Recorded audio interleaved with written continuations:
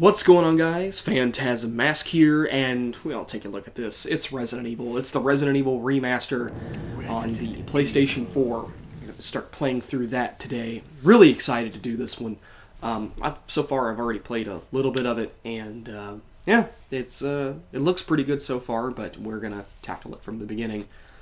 Original controls, obviously widescreen. I don't know why anybody would want to use the 4x3, but sure, it's there if you want. And for the purpose of this, we're going to like taking a walk. And we are also going to play as Jill, however, I don't know which costume. We'll just use the original costume.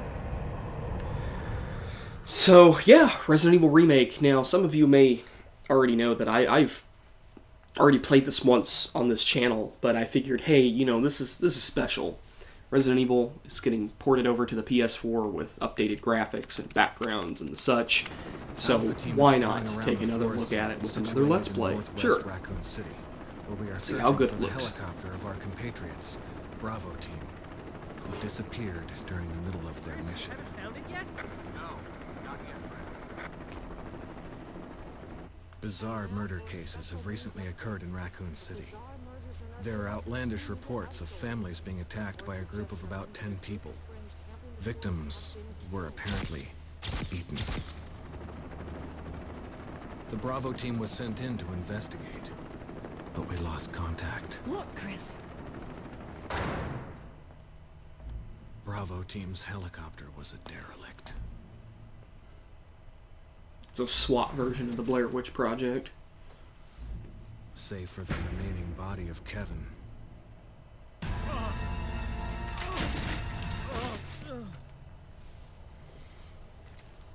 We continued our search for the other members, and it turned into a nightmare.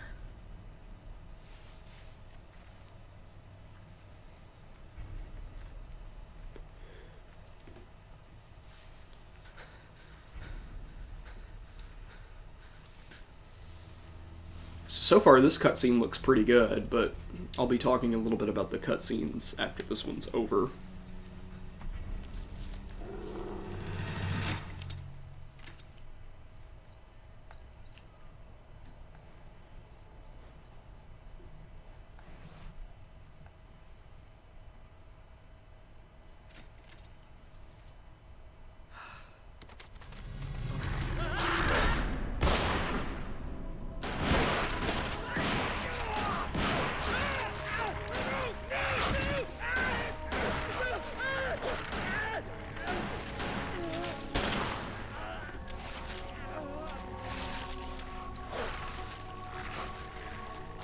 So already it's just tons more gruesome than the original on PlayStation. That's just terrifying.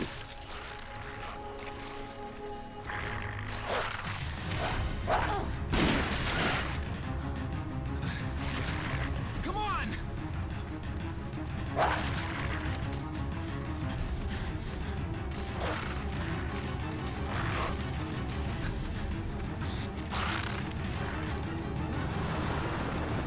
Hey!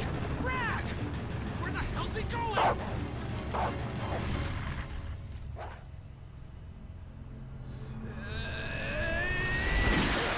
Chris, this way. Really fast voice acting. Chris, this way! Damn it! Make for that mansion!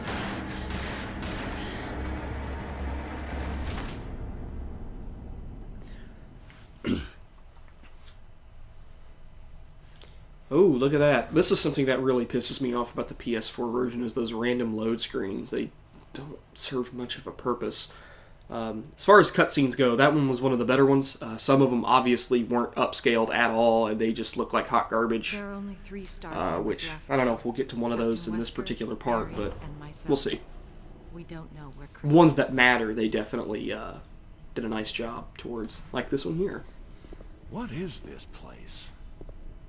It's because it's all Not quite done your in ordinary engine. house, that's for sure. Hey, Wesker, where's Chris? Jill, no. You don't want to go back out there. But we've got to find... What was that? Chris? No. Jill, go and investigate. I'm going with her. Chris and I go back a long way. All right. You two go. I'll secure this area. Stay sharp.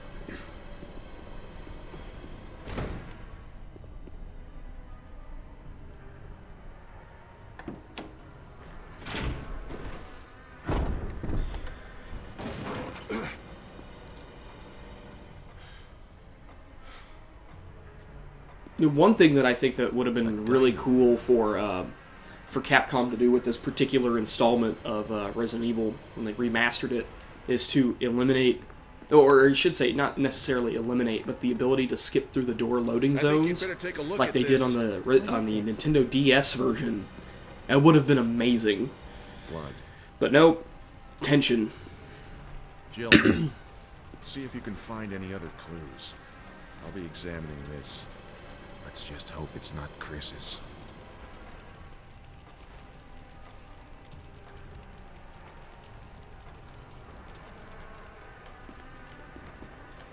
Now we get to finally move around a little bit more with Jill. Which, by the way, as far as controls go, there's one major thing before we get to this next particular cutscene that I don't like that Capcom did, and I'm going to demonstrate for you real quick. Even though you can't see my controller, this is something that's been recently going on with Capcom games, and that's the fact that instead of R1, X, or R1, like right bumper and A for Xbox, they're doing this whole L1 and then R1 to fire. It was not like that on the GameCube. I know it wasn't. And that's not very good controls for a game like this. R1 and X, all day, every day. That's the way it was on the original. Just do that. A nice little detail there is that I never noticed this before playing the remake on GameCube, but the zombie's eye actually turns to look at you. I've never noticed that before. It could have been there, but the last time that I played something like this was in standard definition, so What is it? it kind of Look looked out, it's a monster! like garbage in comparison to this, but still very good for its time. Also, the frame rate's extremely solid. Unlike the remake on the GameCube, where it had a few hiccups. Even in that particular scene where Barry is shooting a zombie, there were a few little hiccups in the original GameCube version that I recall off the top of my head. So let's go ahead and head back to Wesker here. Let's see, wait. And see, okay, that's pretty creepy. That's right there is just a huge departure from the original. This creepy atmosphere was just, like, even for the time, the original Resident Evil is very well lit. That whole mansion is very bright. I mean, until you start getting into some of the later sections of the game, like the lab or the underground section where it's supposed to be dark, the mansion's always very well lit. And I'm glad that this little, I wouldn't say it's a glitch, but this little trick still works. Searching the hall for Wesker, all you gotta do, go upstairs, turn around, come right back down to trigger the cutscene. It's great. Barry, Of course, in the original, you just go behind the staircase and come back out. what's going on around here? I can't figure it out. Same here. Chris, and now Wesker. There's not much we can do. We can search for him separately. I'll investigate the dining room again. Okay, then. I'll try the door on the other side. This mansion is gigantic. We could easily get lost. Let's start from the first floor. Okay. Oh, I almost forgot. It's a lockpick. You'd make better use of it. Thanks. Alright. I may need it. The Master of Unlocking gets to use a Something lockpick happens. set. Let's meet up in this hall. Got it? Okay. And we're not going to do what Barry wanted us to do, and we're just actually going to go through the dining room again. Just like in the original, you don't listen to what he says, you just go through the other way. Trust me, you're going to be better off going this way anyway. Alright.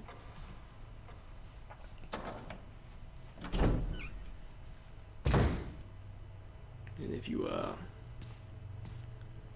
this is a great example that for people who have never played this game before. You see this guy just standing down there? Well, guess what? You don't have to go down there right now, so don't even engage him.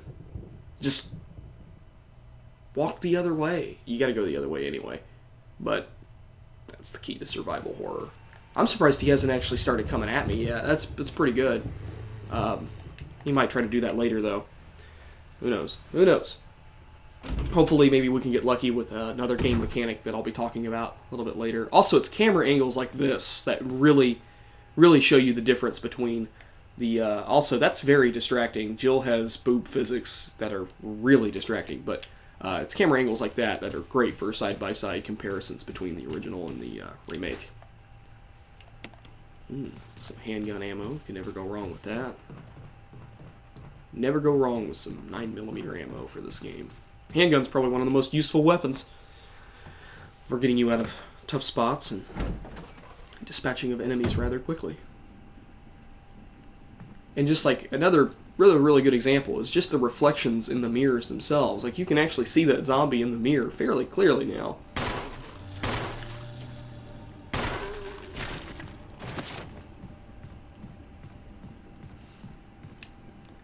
I don't know if he's going to get back up, or...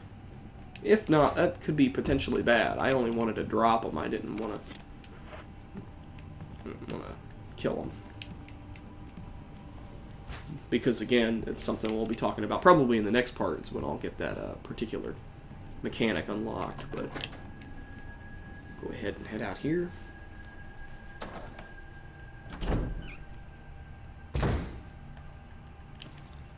And there, you know, there's a zombie on the other side there, but we just don't have to worry about him. Just run past him.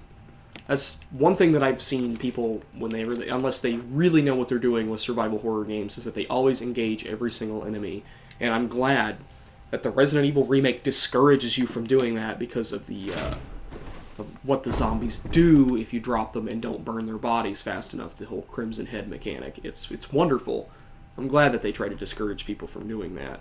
Because it's for your own good. You're just going to wind up running out of ammo, which you can run out of ammo permanently in this game, and you have to start the game all over again. And yes, I know people that have done this, and they get extremely frustrated, and it's their own fault because they don't understand the concept of survival horror.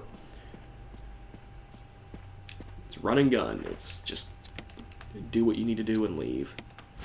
We got the examine system, which, whatever.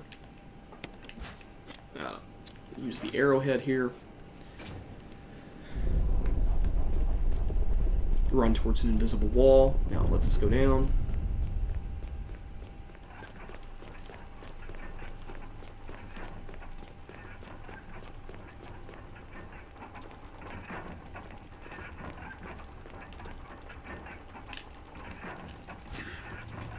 We get the Book of Curses.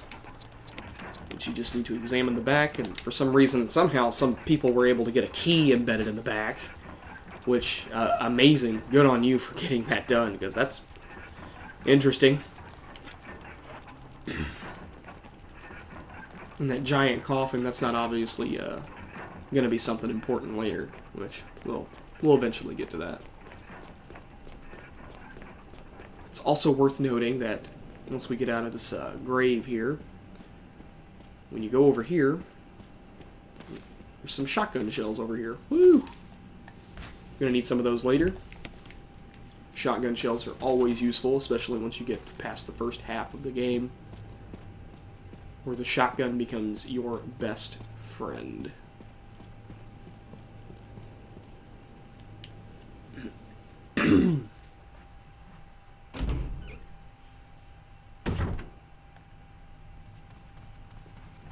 Now we'll actually go to the other side where Barry wanted us to go.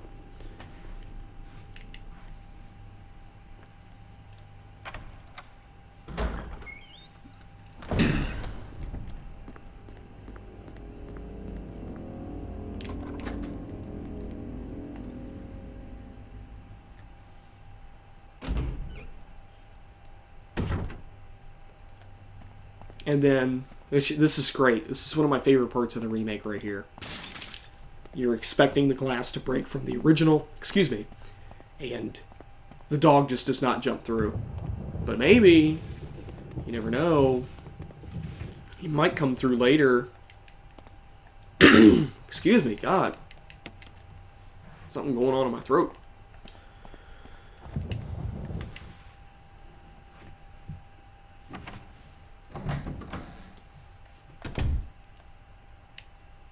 Again, another great angle for side-by-side comparisons.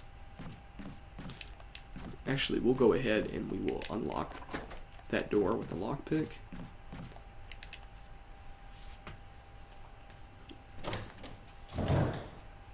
Go here into the restroom because, I mean, come on. When you're killing zombies, sometimes you just need a bathroom break.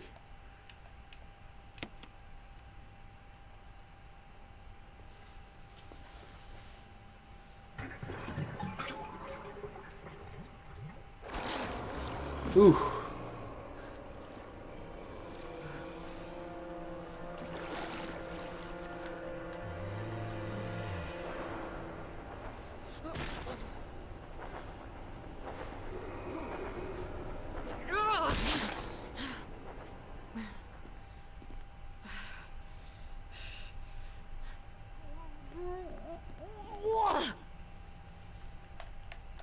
Doesn't look like it's been serviced in a while. But, you'll never have to come back to this room, so I wouldn't be too concerned about burning that particular body. Of course, I'm not sure if you need to because you stomped on its head. I don't know. Let me know if somebody has actually gone back to the bathroom after that sequence and, and had to burn his, or had to defeat a Crimson Head. I think that'd be hilarious.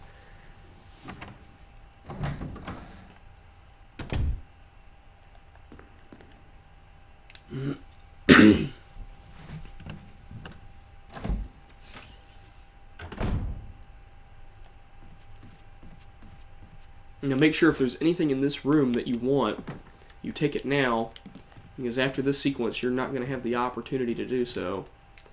For example, 6 ink ribbons. Come on, it's more than enough for you to save this entire game if you're running through. You shouldn't have to save more than 6 times to beat this game if you know what you're doing. I've seen people to go through this entire game without saving once, and they're awesome for doing so. I'm just not quite that level yet with this remake. I could do it with some of the PlayStation 1 titles, but just not this. Not yet, at least. Oh no, the door won't open. Oh no, the door won't open. Gee, how will we get out of this conundrum? What did I do now? Wesker! Barry! Help! Jill, you in there? Barry? Get me out of here! The door's jammed! Stand back! Grab my hand!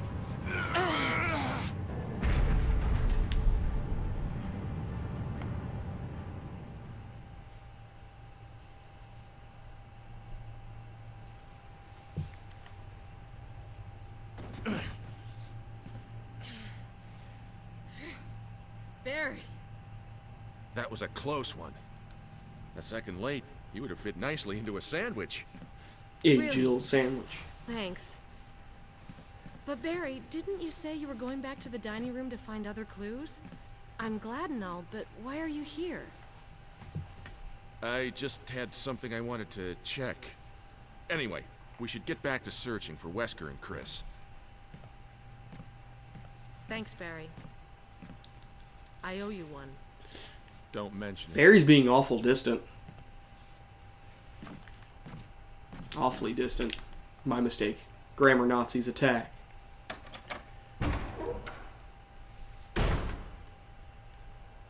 And it's like this is a great example of a room with why you should play this game wearing headphones. Just walking on this floor just sounds awesome. Also, zombie moan. Who cares? There's a zombie over there. We're not going to deal with him right now. However, I would advise using your shotgun for this next encounter because this guy is pretty close. And then you just blow his head off with the shotgun, aim high, and you won't have to worry about burning that body. It's fantastic how that works. So, go ahead and head in here to our first item box. Woo! which I'm not sure if the item box glitch still works for the remaster. I'll have to look into that. Go ahead and put that in there. Put some ink ribbons in there. There's a little note about the disposal of dead bodies, which burning bodies is... so either with zombies, you have to either decapitate them or set them on fire, and that reduces... well, it completely eliminates their chance to come back as Crimson Heads, which are super zombies. They're quick, and they can go through doors, and they're just a pain in the ass. And so with this refilling of the fuel canteen, this is where we're going to end part 1. Again, I'm super stoked to go through the rest of this game, and hopefully you guys will be too, and hopefully this video has displayed just how good the Resident Evil Remaster looks on current gen consoles. Thanks for watching. Phantasm Mask here, signing out.